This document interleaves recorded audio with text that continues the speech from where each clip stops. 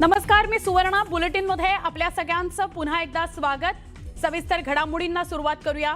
देशभरामध्ये आज भारताचा 77वा प्रजासत्ताक दिन साजरा केला जातो आहे. 1950 साली आजच्याच दिवशी भारताचं संविधान लागू झालं आणि भारत एक सार्वभौम, समाजवादी, धर्मनिरपेक्ष आणि लोकशाही प्रजासत्ताक देश म्हणून जगाच्या नकाशावर उभा राहिला. दिल्लीतील कर्तव्य पथावर आज भव्य प्रजासत्ताक दिन परेडचं आयोजन करण्यात आलंय.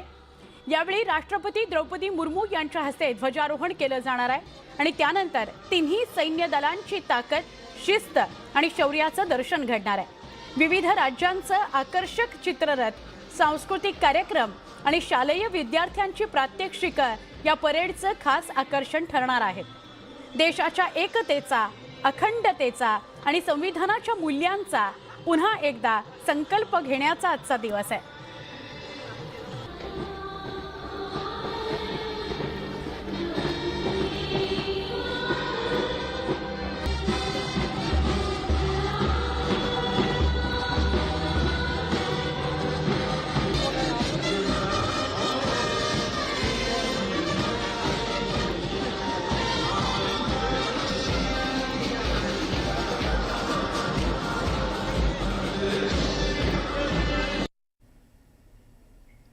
दरम्यान प्रजासत्ताक दिनाच्या पूर्वसंध्येला केंद्र सरकारकडून देशातील 2026च्या पद्म पुरस्कारांची घोषणा करण्यात आली. देशातील सर्वोच्च पुरस्कारानं सन्मानित करण्यात आलं. अनेकांना जे मान्यवर होते त्यांना काहींना पद्म, काहींना पद्मभूषण, काहींना पद्मविभूषण पुरस्कारांनी सन्मानित करण्यात येणार आहे. त्या पुरस्कारांची घोषणा करण्यात आली.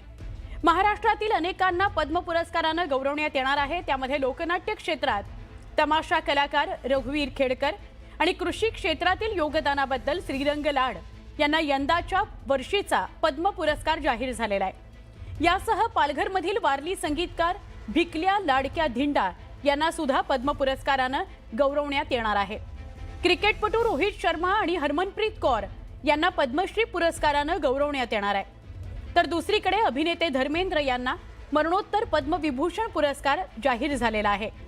गायिका अलका याग्निक यांना पद्मभूषण पुरस्कार जाहीर करण्यात आलेला आहे. वाद्यांनी आम्हाला फार काही जगभरात आम्हाला पोहोचवला. म्हणजे हे आमची देवता समाजून आमच्या समाजाची आदिवासी कशावरनं तर आदिवासीची ही शान आहे. म्हणजे आम्ही हे निर्मिती नुसती माडाचा पात, बंबू आणि दुधीवरच आम्ही ते वाद्य तयार केलेलं आहे. म्हणजे आजकाल देव नाही आहे, देव आज हे वाद्य माझा देव झाला आहे. म्हणून आज मला आज जीवन जगवण्याचा माझे सार्थक हे वाद्याने केला. मनाला आनंद होतोय. आपण केलेल्या कामाची पावती आज आपल्याला मिळते, जनतेचे आशीर्वाद मिळत आहेत असं वाटतंय. आणि माझ्या आई वडिलांनी केलेले कष्ट, त्यांनी मला दिलेलं बाळकडू आणि मी रसिकांची केलेली सेवा याचं फळ हा पुरस्कार मला मिळणार आहे. हे त्याचं फळ आहे असं वाटतंय आणि मनाला खूप मोठा आनंद झालेला.